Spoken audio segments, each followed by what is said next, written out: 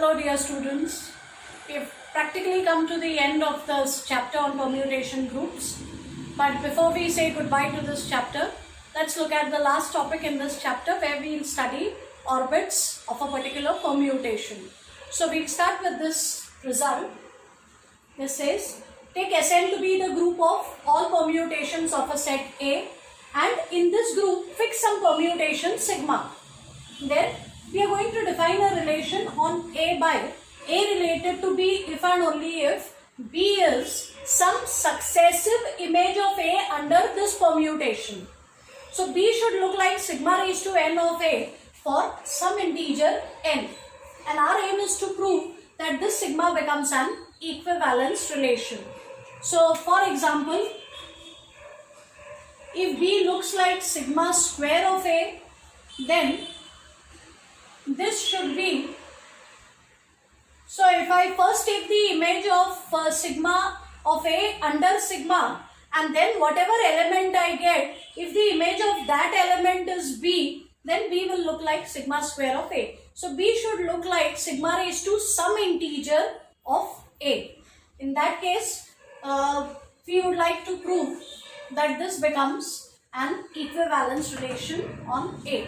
So we will prove that this relation is reflexive, symmetric as well as transitive. So let us first begin by proving that this relation is reflexive. So we will take any arbitrary element of A. Then I know that under the identity permutation, every element is mapped to itself. So in particular, image of A will be equal to A. But in any group, an element raised to 0 is defined as identity of that group. So identity can always be written as sigma raised to 0. So this is sigma raised to 0 of A. So the element A can be written as sigma raised to some integer of A. And therefore A is related to A, and this is happening no matter which element of A I choose. That means this is true for all elements of A. So every element of the set A is related to itself, and that means this relation is reflexive. So this relation is reflexive. Next, let us prove that this relation is symmetric. So let us assume that an element A is related to an element B.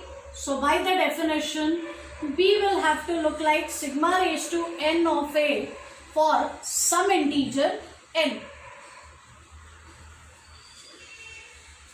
And sigma is a function which is 1, 1, on 2. So I can easily write A as sigma raised to minus n of B. This can easily be done. Sigma is a function after all. So A looks like sigma raised to, if n is an integer, minus n is also an integer. So A looks like sigma raised to some integer of B, and that will mean that B is related to A. So this relation is symmetric. And now finally, let us prove that this relation is also transitive.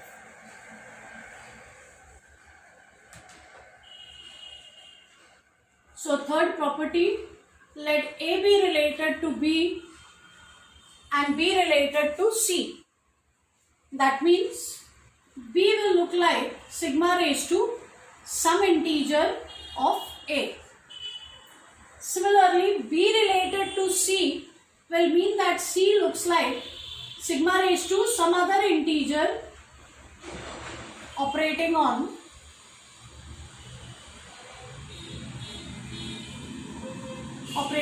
B. So let me now substitute for B here. So I'll get C equal to sigma raised to n of B, which is sigma raised to m of A. So this looks like sigma raised to n plus m of A. And if n and m are integers, then n plus n is also an integer. So C looks like sigma raised to some integer of A. And therefore, I say that A is related to C. That means this relation is also transitive. So finally it is reflexive, symmetric as well as transitive. All properties are satisfied for this relation. Hence it becomes an equivalence relation. So sigma is an equivalence relation on A, and the moment we have an equivalence relation, we can write down the equivalence classes, or we can talk about the equivalence classes. So that leads us to the definition of orbits of this permutation. So I'll use part of this statement itself in the definition. So we have all this. This is an equivalence relation on A. We have already proved that. The equivalence classes of A, under this equivalence relation, we'll get equivalence classes of elements of A. The equivalence classes of elements in this set will be called orbits of this permutation. So that is the meaning of orbits. You simply look at the equivalence classes. Those classes are called as the orbits of this permutation. So just to give you all an example. So let's look at this permutation and let's try and find out the orbits of this permutation.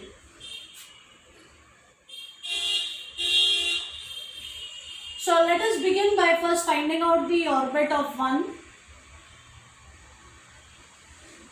We'll have to operate with successive powers of sigma on the element 1. So firstly, sigma raised to 0 of 1. Sigma raised to 0 of 1 is 1 itself, because that is I of 1, which is equal to 1. So 1 will definitely belong to this orbit. Then let's look at sigma raised to 1 of 1. Sigma raised to 1 of 1 is sigma of 1, and in this permutation 1 goes to 3. So sigma of 1 is 3. So 3 looks like sigma raised to some integer of 1. So 3 will belong to the orbit of 1. Then let's look at sigma square of 1. Sigma square of 1 is sigma of 1, which is sigma of 3. And sigma of 3 is 6, because image of 3 is 6 under sigma. So 6 also will belong to the orbit of 1. Now let's look at sigma raised to 3 of 1.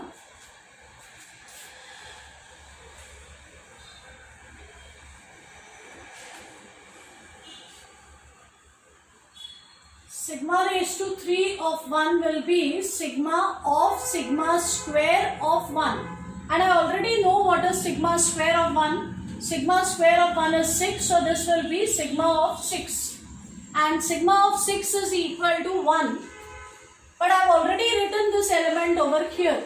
And trust me, after this they will start repeating. Because if at all you take sigma raised to 4 of 1, this is sigma of sigma cube of 1. So you will get sigma of 1, which is again equal to 3.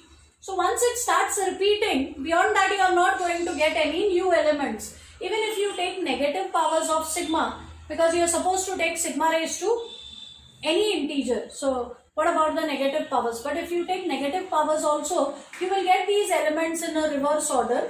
So ultimately you will get the same element. So orbit of 1 is just 1, 3, 6. Similarly, and orbit is an equivalence class. So orbit of 3 also will be this, orbit of 6 also will be the same set. Okay. So I will not attempt to find out orbit of 3 or orbit of 6. Let me now find out what is the orbit of 2. So sigma raised to 0 of 2 is 2. So 2 will lie in this. Then sigma raised to 1 of 2 is sigma of 2. 2 goes to 9. Then sigma square of 2 is sigma of 2, which is sigma of 9. And sigma of 9 is 2 again. So 9 goes back to 2. So this is the orbit of 2. Now let's look at orbit of 3.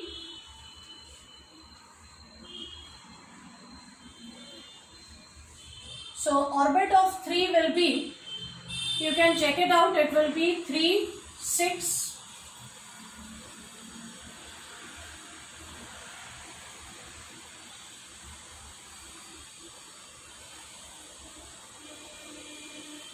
I mentioned there is no point in finding out the orbit of 3 because it's going to be the same as orbit of 1. So we are done with 1 and 2. Let's go to the orbit of 4. Check it out. You will get the orbit of 4 as 4, 7 and 5. And if you look at orbit of 8,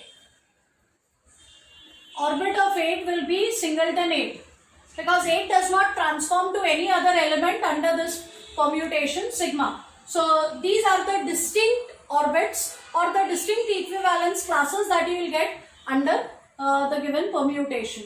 So these are all the different orbits of this permutation, and there is an easier way of finding out the orbits because we have studied cycles first. Notice that if I write this sigma as a product of disjoint cycles, I will get 1 goes to 3, 3 goes to 6, 6 goes back to 1, then 2 goes to 9, 9 goes to 2, 4 goes to 7, 7 goes to 5, 5 goes back to 4. All the elements which belong to a single cycle, all the elements which belong to a single cycle will give you the same orbit. So they will all lie in the same orbit. You can call this either orbit of 1 or orbit of 3 or orbit of 6. These two elements will belong to the same orbit, and you can either call it orbit of 2 or orbit of 9. So if you write down the cycle decomposition first, which is easier for us, you will be easily able to write down the orbits even if you don't go via this equivalence relation. And I must mention in passing that for the identity permutation, for example, if I take my identity permutation as 1, 2, 3, 4, then the orbits will all be singleton sets, and this will always happen for identity permutation in any of the permutation groups Sn. So for identity permutation, you will always get singleton sets as your orbits. Now, the textbook for the Savitribai Phule Pune University TYBSc Math students is Fraley, and in the textbook, orbits have been defined first, and the definition of cycle is based on the definition of orbits. So Fraley defines a cycle as a permutation which has a maximum one orbit which is not singleton. So if you have at the most one orbit which contains more than one element, then that will be called as a cycle, and the number of elements in that orbit will be called as the length of the cycle. So the advantage of doing it that way is when you try to prove that every permutation can be expressed as a product of disjoint cycles, you can make use of orbits because the orbits are equivalence classes, so they actually give you partition of the set A. So if you are interested, there is a very nice, neat, concise proof in 2 lines of the fact that every permutation can be expressed as a product of disjoint cycles. Remember, I had mentioned that I am not going to prove it because if I directly use the definition of cycles, then the proof is lengthy. But if you first define orbits and then define cycles in terms of orbits, that proof will be just 2 lines. So that could be left as a reading exercise. Just look for this textbook by Fraley on abstract algebra and go to the article on permutation groups. There you will find a very nice proof of this which makes use of orbits or which makes use of the properties of equivalence classes, because orbits are basically equivalence classes. So on that note, we come to the end of this chapter. In the next chapter, we will be studying cosets and we will be proving the most important theorem in group theory, that is Lagrange's theorem.